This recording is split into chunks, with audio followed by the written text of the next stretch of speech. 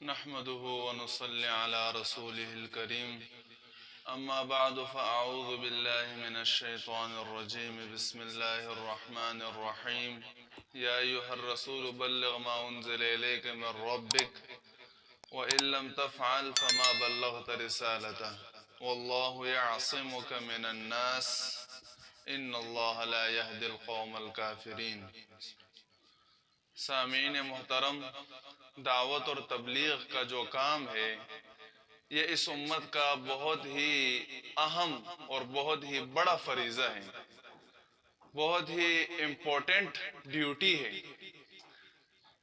اس امت کی خصوصیات میں سے ہے کہ اس امت کو اللہ رب العزت نے دعوت اور تبلیغ کا فریضہ سر انجام دینے کا اہل بنایا ہے۔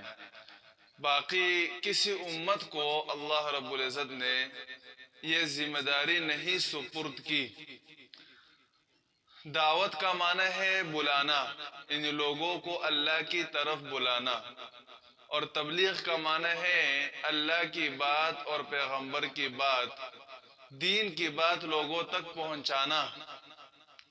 اور اس کو امر بالمعروف اور نہی عن المنکر بھی کہا جاتا ہے۔ امر کا معنی ہے حکم کرنا، امر بالمعروف کسی کو نیکی کی ترغیب دینا، نیکی کا حکم کرنا، اور نہی کا معنی ہے منع کرنا، نہی عن المنکر برائی سے لوگوں کو منع کرنا۔ تو یہ ایک ہی کام کے مختلف نام ہے، کام ایک ہے نام مختلف ہے۔ تو اللہ رب العزت نے پیغمبر مرسل ہمارے پیارے محبوب حضرت محمد مصطفیٰ صلی اللہ علیہ وسلم کو سب سے پہلے اس کام کے لیے چنا، اور سب سے آخر میں آپ صلی اللہ علیہ وسلم کو بھیج کر خاتم النبیین بنا دیا۔ اور ارشاد فرمایا سورۃ المائدہ آیت نمبر 67، یا ایھا الرسول، اے پیغمبر۔ رسول کا معنی ہے پیغمبر۔ قرآن میں 2 مرتبہ آپ صلی اللہ علیہ وسلم کے لیے یہ خطاب ہے یا ایھا الرسول۔ باقی جگہوں پر یا ایھا النبی ہے، یا ایھا المزمل، یا ایھا المدثر ہے، لیکن یا ایھا الرسول یہ صرف 2 جگہ پر ہے۔ ایک یہاں پر ہے کیونکہ رسالت کے جو فرائض ہے اور رسالت کے جو مقاصد ہے ان میں سے سب سے اہم فریضہ اور اہم مقصد جو ہے وہ دعوت اور تبلیغ کا کام ہے۔ اسی وجہ سے یہاں پر رسول کہہ کر اللہ رب العزت نے خطاب کیا، اور ارشاد فرمایا یا ایھا الرسول، اے پیغمبر، بلغ، تبلیغ کرے، پہنچائیں آپ، وہ ساری باتیں انزل الیک جو آپ کی طرف نازل کی گئی ہے، من ربک، آپ کے رب کی طرف سے، یعنی آپ کے رب کی طرف سے جو باتیں بھی آپ کو ملی ہیں وہ ساری باتیں آپ انسانوں کو اور اپنی امت کو پہنچا دیجئے۔ تو سب سے پہلے آپ صلی اللہ علیہ وسلم کو جو تبلیغ کا حکم ملا وہ پوری انسانیت کے لیے ملا، تمام انسانوں کے لیے آپ صلی اللہ علیہ وسلم رسول بنا کر بھیجے گئے۔ تو آپ صلی اللہ علیہ وسلم کی جو رسالت ہے وہ عام ہے پوری دنیا کے لیے، قیامت تک کے انسانوں کے لیے۔ لیکن اتنی بڑی ذمہ داری اور اتنا بڑا کام، اس میں تو انسان کے لیے بہت خطرات بھی ہوتے ہیں اور جان جانے کا خطرہ بھی ہوتا ہے۔ اس وجہ سے اللہ رب العزت ارشاد فرماتے ہیں واللہ یعصمک من الناس، اللہ آپ کی حفاظت فرمائیں گے لوگوں سے، ان لوگ آپ کو قتل نہیں کر سکیں گے۔ لیکن اللہ رب العزت ارشاد فرماتے ہیں کہ اگر آپ نے ایک بات بھی چھپا لی اور لوگوں کو نہیں پہنچائی، فما بلغت رسالتہ، تو اللہ کی جو رسالت پیغام آپ کو ملا تھا اس کا حق آپ ادا نہیں کیا۔ پھر فَإِن لَمْ تَفْعَلْ، اگر آپ یہ کام نہ کرے، یعنی ایک بات بھی لوگوں کو نہ پہنچائے، چھپا لے، تو رسالت کا حق ہی آپ نے ادا نہیں کیا۔ پھر تو یہ کتنی بڑی ذمہ داری ہے، ہر بات پہنچانی ہے امت کو۔ تو آپ صلی اللہ علیہ وسلم نے پوری زندگی اس کی تگ و دو کی، محنت کی، کوشش کی۔ آپ صلی اللہ علیہ وسلم کی زندگی کو اگر دیکھا جائے تو 23 سال آپ صلی اللہ علیہ وسلم کے بعثت کے بعد زندگی ہے. یہ 23 سال ٹوٹل آپ صلی اللہ علیہ وسلم نے دین کے کام میں گزارے، محنت کی اور لوگوں کو جو ہے اللہ کا پیغام لوگوں تک پہنچایا.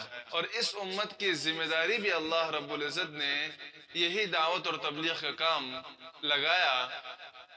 پچھلی امتوں کے لیے یہ حکم نہیں تھا، اس امت پر فرض ہے تبلیغ کا کام. وَلْتَكُمْ مِنْكُمْ أُمَّةٌ يَدْعُونَ إِلَى الْخَيْرِ، تم میں سے ایک امت ایسی ہونی چاہیے جو لوگوں کو بلائے اچھے کاموں کی طرف. یأمرون بالمعروف وینہون عن المنکر. اسی طرح اللہ رب العزت ارشاد فرماتے کنتم خیر امت، تم بہترین امت ہو. اور بہتری کی وجہ کیا ہے؟ اخرجت للناس، تمہیں نکالا گیا ہے لوگوں کی نفع رسانی کے لیے. تأمرون بالمعروف وتنہون عن المنکر وتؤمنون باللہ، تم لوگوں کو اچھائی کا حکم دیتے ہو، برائی سے منع کرتے ہو، اللہ پر خود بھی ایمان رکھتے ہو. ومن احسن قولا ممن دعا الی اللہ، کون ہے جو اچھی بات کرتا ہے اس شخص سے جو اللہ کی طرف لوگوں کو بلاتا ہے. یعنی جو اللہ کی طرف لوگوں کو بلاتا ہے اس سے کسی کی بات اچھی اور خوبصورت نہیں ہو سکتی. یعنی قرآن آپ اٹھائیں گے تو آپ کو ہر آیت میں، ہر رکوع میں، ہر سورت میں، ہر پارے میں دعوت اور تبلیغ کے فضائل ملیں گے آپ کو، اور اس کی ترغیب اور تاکید آپ کو نظر آئے گی. پورا قرآن بھرا پڑا ہے اس سے. تو پیغمبر نے 23 سال کے مختصر زندگی میں یہی محنت کی اور پوری امت تک یہ پیغام پہنچا دیا. باقی پیغمبروں کو اللہ رب العزت نے وقت زیادہ دیا تھا اور کام کم دیا تھا. یعنی صرف اپنی امت، اپنے علاقے کے لوگوں کی اصلاح کرنی تھی، ان کو دعوت دینی تھی. مثلا حضرت نوح علیہ السلام کو اللہ رب العزت نے 950 سال دیے. اس زمانے میں جو لوگ تھے تو انہی لوگوں کی طرف ان کو بھیجا گیا، عراق کی طرف ان کو مبعوث کیا گیا. صرف عراق کے لوگوں کو ایمان لانے کا کام تھا، ان پر ذمہ داری تھی ان پر. لیکن یہ ہے کہ 950 سال انہوں نے دعوت اور تبلیغ کا کام کیا. تو بعض روایت میں آتے ہیں کہ 80 لوگوں نے ایمان قبول کیا، بعض میں آتے ہیں کہ 70 نے، بعض روایت میں 40 بھی آتے ہیں اور ایک روایت میں 10 بھی آتے ہیں. تو چونکہ وقت ان کا زیادہ تھا اور کام کم تھا تو انہوں نے پورا وقت دعوت اور تبلیغ کے کام میں لگا دیا. 3 وجہ سے لوگ جو ہے دعوت اور تبلیغ کے کام میں سستی کرتے ہیں. پہلی وجہ یہ ہوتی ہے عام طور پر کہ اہمیت کا اندازہ نہیں ہوتا. یہ کام کتنا اہم ہے، کتنا ضروری ہے اور ہر شخص پر کتنا لازم ہے، اس کا احساس کسی کو نہیں ہوتا. جب یہ احساس پیدا ہو جائے تب یہ کام پھر کرنا آسان ہو جاتا ہے. تو اسی وجہ سے اللہ رب العزت نے پہلے احساس دلایا، یا ایھا الرسول، اے پیغمبر. یعنی پیغمبر کو اللہ رب العزت نے خطاب کر کے ارشاد فرمایا کہ آپ جو ہے دعوت اور تبلیغ کا کام کریں. اور دوسری بات یہ ہے کہ آدمی کو یہ ڈر لگا رہتا ہے کہ اگر میں دعوت کا کام کروں گا، لوگوں کو اللہ کی طرف بلاؤں گا اور حق بات کروں گا تو ہو سکتا ہے کہ اس میں میری گردن کٹ جائے. تو اللہ رب العزت ارشاد فرماتے ہیں واللہ یعصمک من الناس، اللہ آپ کی حفاظت فرمائے گا، اللہ آپ کا محافظ ہے، نگہبان ہے، مددگار ہے. اور تیسری وجہ یہ ہوتی ہے دعوت کے کام نہ کرنے کی کہ لوگ سمجھتے ہیں کہ ہم دعوت دیتے ہیں، کئی زمانے سے ہم لوگ کوشش کر رہے ہیں لیکن لوگ باتیں نہیں مان رہے، کوئی جو ہے ہماری بات سنتا ہی نہیں ہے. عمل کرنا اور بات ماننا تو دور کی بات ہے، کوئی سنتا بھی نہیں ہے. ہمیں جو ہے فضول لوگ جو ہے کہا جاتا ہے کہ آپ کا کوئی کام نہیں ہے اور پابندیاں کسی جاتی ہے ہم پر. تو اس وجہ سے آدمی کا دل جو ہے براتا ہے اور کام کرنے کا دل نہیں چاہتا پھر. تو اللہ رب العزت ارشاد فرماتے ہیں کہ یہ ہدایت دینا آپ کا کام نہیں ہے. ان اللہ لا یہدی القوم الکافرین، ہدایت دینا نہ دینا یہ اللہ کا کام ہے. آپ کام کریں، لوگوں کو بات پہنچائیں، کوئی مانے یا نہ مانے یہ آپ کی ذمہ داری نہیں ہے. جیسے حضرت نوح علیہ السلام کے بارے میں آتا ہے کہ 950 سال انہوں نے دعوت اور تبلیغ کا کام کیا، لیکن ان 950 سالوں میں بعض روایت میں آتے ہیں کہ 80 لوگوں نے ایمان قبول کیا، بعض میں آتے ہیں کہ 70 لوگوں نے ایمان قبول کیا، بعض میں 40 اور بعض روایت میں 10 لوگ آتے ہیں۔ یعنی 950 سال انہوں نے محنت کی، اس کا نتیجہ یہ نکلا کہ 10 لوگوں نے ایمان قبول کیا۔ تو اب حضرت نوح علیہ السلام اس کے پابند نہیں تھے کہ سب لوگ ایمان لے آئے، اور نہ ان پر یہ اعتراض اور سوال ہو سکتا ہے۔ انہوں نے اپنا کام کر دیا۔ ہدایت دینا نہ دینا یہ اللہ کے ہاتھ میں ہے، یہ اللہ کی قدرت میں ہے۔ اللہ جس کو ہدایت دینا چاہے دے دیتے ہیں، جس کو نہ دینا چاہے نہیں دیتے، یہ اللہ کی مرضی ہے، اس میں ہمارا کوئی کام نہیں ہے۔ یعنی جب پیغمبر کو یہ اختیار نہیں ہے کہ لوگوں کو ہدایت دے سکے، تو اور کس کو پھر یہ اختیار ہوگا؟ اللہ کے علاوہ کسی کو یہ اختیار حاصل نہیں ہے۔ انک لا تہدی من احببت ما انت علیہم بمسیطر۔ تو قرآن میں اس کی بھی وضاحت موجود ہے۔ بارہا پیغمبروں کو اللہ رب العزت نے ارشاد فرمایا کہ آپ لوگ جو ہے ہدایت نہیں دے سکتے ہو کسی کو۔ تو آپ صلی اللہ علیہ وسلم کو جو دعوت اور تبلیغ کے لیے وقت دیا گیا تو وہ بہت کم وقت ہے، اور کام جو دیا گیا وہ بہت زیادہ ہے۔ یعنی 23 سال میں پوری انسانیت کی فلاح اور بہبود کے لیے کوشش کرنا، محنت کرنا، اور ان کو اللہ کے دین کا پیغام پہنچانا۔ باقی انبیاء کو وقت زیادہ دیا گیا، کام کم دیا گیا۔ مثلا حضرت نوح علیہ السلام کو 950 سال دیے، صرف عراق کے لوگوں کو دعوت دینی تھی۔ موسیٰ علیہ السلام کو اللہ رب العزت نے لمبا زمانہ دیا، صرف بنی اسرائیل کے لیے۔ عیسیٰ علیہ السلام صرف بنی اسرائیل کے لیے۔ تو باقی پیغمبر خاص قوم اور خاص علاقوں کے لیے آتے تھے، اور عمریں ان کی زیادہ ہوتی تھی۔ آپ صلی اللہ علیہ وسلم کی عمر کم تھی، پوری دنیا، پوری کائنات، قیامت تک کے تمام انسانیت کے لیے آپ صلی اللہ علیہ وسلم کو پیغمبر بنا کر بھیجا گیا۔ تو کام زیادہ تھا، وقت کم تھا، اس وجہ سے اللہ رب العزت نے تلوار کا حکم دے دیا کہ آپ تلوار کے سائے میں دین کا کام کریں۔ یعنی دین کا کام تو دعوت اور تبلیغ ہی کے ذریعے کیا جائے گا۔ دین کی جو نشر و اشاعت ہے وہ تو دعوت اور تبلیغ ہی کے ذریعے ہوگی۔ لیکن مسئلہ یہ ہوتا ہے کہ جو لوگ سلیم الفطرت ہوتے ہیں، ان کی طبیعت سالم ہوتی ہے، سنجیدہ لوگ ہوتے ہیں، تو ان کو بات جلدی سمجھ میں آ جاتی ہے، وہ قبول کر لیتے ہیں۔ لیکن جو بڑے لوگ ہوتے ہیں، متکبر، اور ان کو اپنی طاقت پر غرور ہوتا ہے، مال و دولت پر، حکومت پر، فوج پر، تو وہ بات کو قبول نہیں کرتے، کیونکہ ان کے دماغ میں ایک تکبر کا نشہ چڑھا ہوا ہوتا ہے، تو وہ بات کو نہیں مانتے، بات کو قبول نہیں کرتے۔ ان کی وجہ سے جو نیچے طبقہ ہوتا ہے وہ بھی پھر بات کو قبول نہیں کرتے، تو بڑے لوگ عام لوگوں کے لیے رکاوٹ بن جاتے ہیں۔ تو جو جہاد کا حکم اللہ رب العزت نے دیا اور تلوار اٹھانے کا حکم دیا، تو یہ اس وجہ سے نہیں دیا کہ اس کے ذریعے آپ لوگ اسلام پھیلاؤ، نہیں، اسلام پھیلانے کا جو ذریعہ ہے وہ دعوت اور تبلیغ ہے۔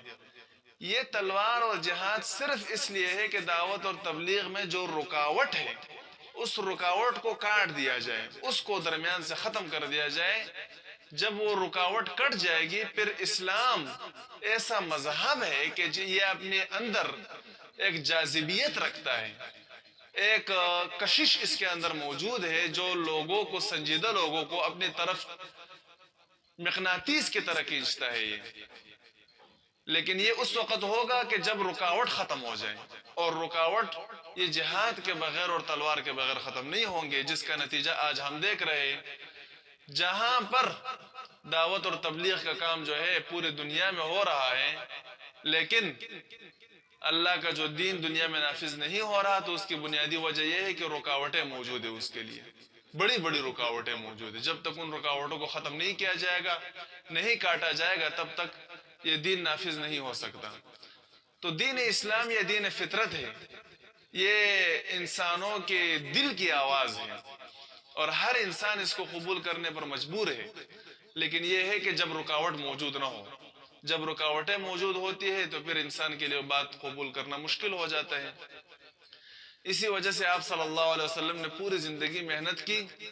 13 سال مکہ مکرمہ میں آپ صلی اللہ علیہ وسلم نے دعوت کا کام کیا۔ جو لوگ رکاوٹوں سے آزاد تھے، انہوں نے تو ایمان قبول کر دیا، لیکن جو لوگ رکاوٹوں میں جکڑے ہوئے تھے تو آپ صلی اللہ علیہ وسلم نے اور صحابہ کرام نے مدینہ منورہ ہجرت فرما کر جہاد جب شروع کیا تو 10 سال میں وہ رکاوٹیں ختم ہو گئی، اور 10 سال کے اندر اندر مکہ مکرمہ مدینہ منورہ شام عراق یمن تک اسلامی حکومت اسلامی ریاست قائم ہو گئی۔ تو یہ تلوار اور جہاد کا فائدہ تھا، یعنی دعوت اور تبلیغ کے ذریعے اسلام پھیلتا ہے تیزی سے، لیکن جو رکاوٹیں ہوتی ہیں وہ جہاد کے ذریعے ختم ہو جاتی ہیں۔ اسی وجہ سے پچھلی امتوں کے لیے اللہ رب العزت نے جو جہاد کا حکم دیا تھا اس میں مال غنیمت کا استعمال کرنا ان کے لیے حرام تھا، ناجائز تھا۔ آسمان سے آگ آ کر مال غنیمت کو جلا دیتی تھی، لیکن چونکہ اس امت کی ذمہ داری بہت بڑی ہے اور پیغمبر کو وقت کم ملا تھا، کام زیادہ تھا، تو اگر اس کو اس کا پابند کیا جاتا کہ آپ کاروبار کرے، بزنس کرے، پیسے کمائے اور اس سے اپنا خرچہ بھی کرے اور دین کا کام بھی کرے، تو کافی مشکل ہو جاتا۔ کیونکہ ہم نارمل دیکھتے ہیں سمپل کہ جو آدمی اس کی ایک بیوی ہوتی ہے، 2-3 بچے ہوتے ہیں، تو وہ پوری زندگی ان کے لیے کماتا ہے، باقی کوئی کام نہیں کر سکتا ہو، پوری زندگی اس کی انہی کے لیے ہو جاتی ہے۔ تو آپ صلی اللہ علیہ وسلم کی 11 بیویاں تھی، بچے تھے، تو اگر آپ صلی اللہ علیہ وسلم کاروبار کرتے، پیسے کماتے اور ان کو کھلاتے تو شاید پھر اتنے بڑے پیمانے پر کام کرنا مشکل ہو جاتا۔ تو آپ صلی اللہ علیہ وسلم کے لیے خصوصاً اللہ رب العزت نے یہ پیکج دے دیا کہ مال غنیمت آپ کے لیے اور آپ کی امت کے لیے حلال ہے، لڑے، جہاد کرے، اور جو مال غنیمت آپ کو ملے اس کو دبا کے استعمال کرے، بہترین مال ہے، افضل ترین مال ہے۔ اسلام میں مال غنیمت سے افضل اور بہتر کوئی مال نہیں ہے۔ اس مال تجارت یہ دوسرے نمبر پر ہے، مال غنیمت یہ پہلے نمبر پر ہے، بہتری میں۔ تو بہرحال آپ صلی اللہ علیہ وسلم نے زندگی اسی پر لگا دی کہ اسلام کی اشاعت ہو جائے، نشر و اشاعت ہو جائے۔ تو آپ صلی اللہ علیہ وسلم کی محنت کا بڑا اثر ہوا۔ تو 23 سال جب مکمل ہوئے، آخری سال تھا، حجۃ الوداع کے موقع پر آپ صلی اللہ علیہ وسلم نے بڑی اہم نصیحتیں کی اپنی امت کو اور بہترین خطبے دیے، اور اس میں آپ صلی اللہ علیہ وسلم نے صحابہ کو مخاطب کر کے ارشاد فرمایا کہ الا هل بلغت، خبردار مجھے بتاؤ کہ کیا میں نے آپ لوگوں تک بات پہنچا دی، دین کا پیغام پہنچا دیا؟ صحابہ نے یک زبان ہو کر جواب دیا کہ جی ہاں، بالکل آپ نے دین کا حق ادا کر دیا۔ تو آپ صلی اللہ علیہ وسلم نے انگشت شہادت آسمان کی طرف بلند کر کے ارشاد فرمایا 3 مرتبہ، اللہم هل بلغت، اے اللہ آپ گواہ رہو میں نے آپ کے دین کا پیغام اپنی امت تک پہنچا دیا۔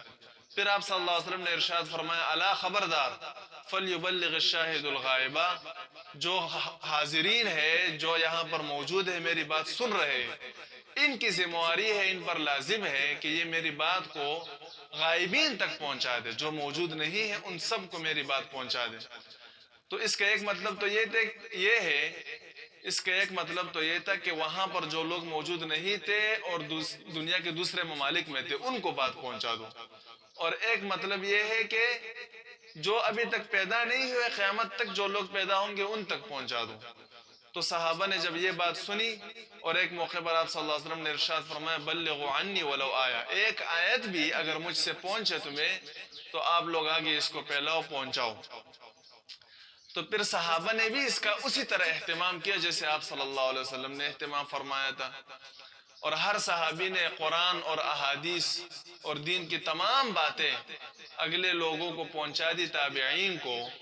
حضرت معاذ بن جبل رضی اللہ تعالیٰ عنہ کے بارے میں آتا ہے کہ بخاری شریف میں ان کی روایت موجود ہے، انہوں نے ایک حدیث بیان کی اور آخر میں ارشاد فرمایا کہ اخبر به معاذ عند موته تأثما، کہ حضرت معاذ بن جبل رضی اللہ تعالیٰ عنہ نے یہ حدیث موت سے 2-3 دن پہلے سنائی، اس لیے سنائی کہ ایسا نہ ہو کہ یہ حدیث رہ جائے، امت تک نہ پہنچے اور وہ وفات پا جائیں تو پھر ان کو گناہ ملے۔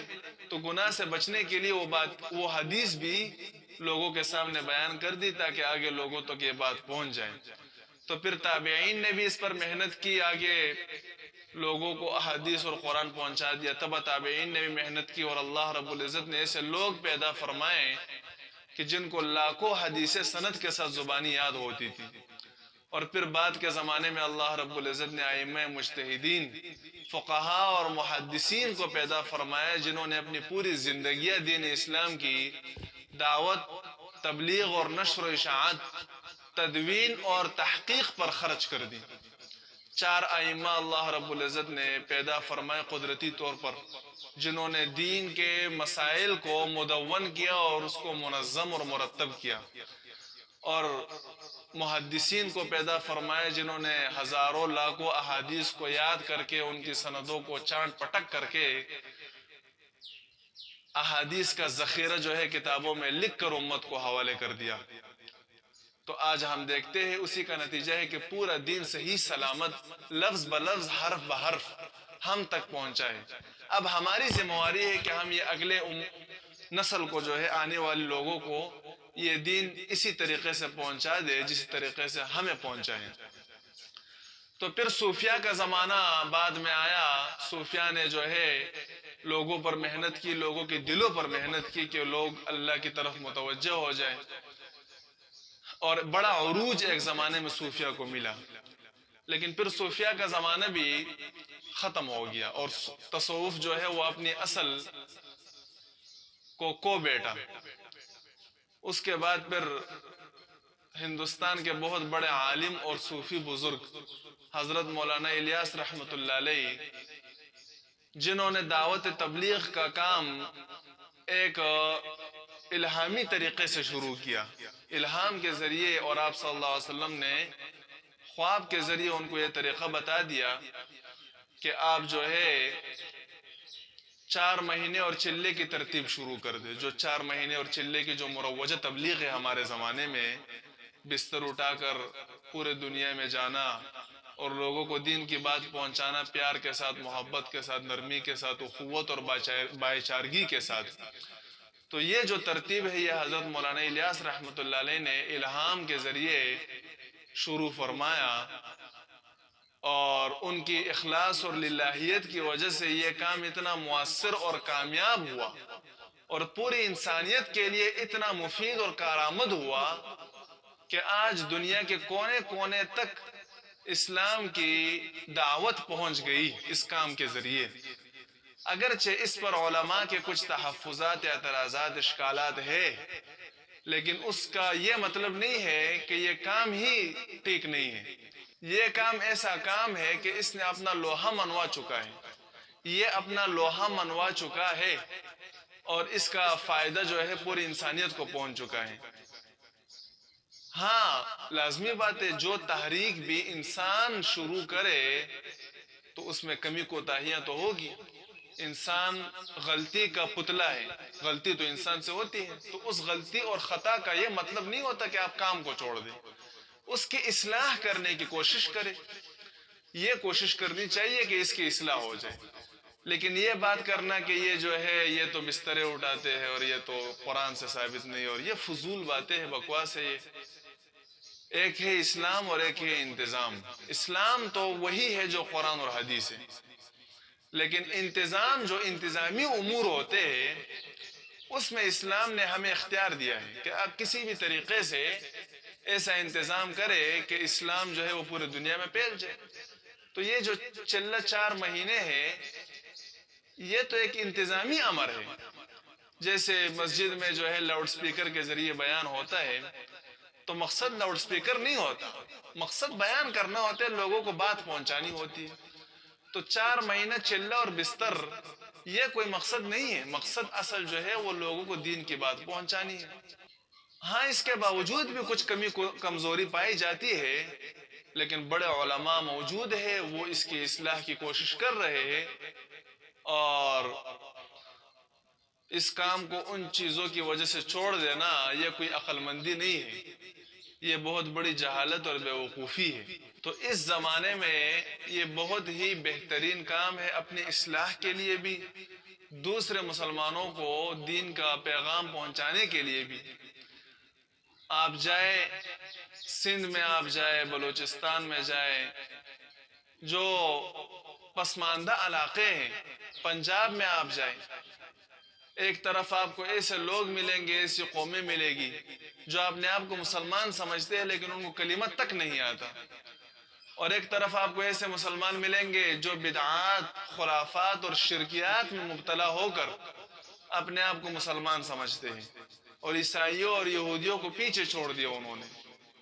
تو تبلیغ کی برکت سے وہ چیزیں اب بہت کم ہو گئی ہیں. تو اگر مزید محنت کی جائے، کوشش کی جائے، تو مسلمان کم سے کم اتنا ان کو معلوم ہو جائے گا کہ ہمارا اصل دین کیا ہے، احساس پیدا ہو جاتا ہے. اس وجہ سے یہ بہت ہی ضروری کام ہے، اہم کام ہے. اس میں سستی اور کاہلی اور غفلت سے کام نہیں لینا چاہیے.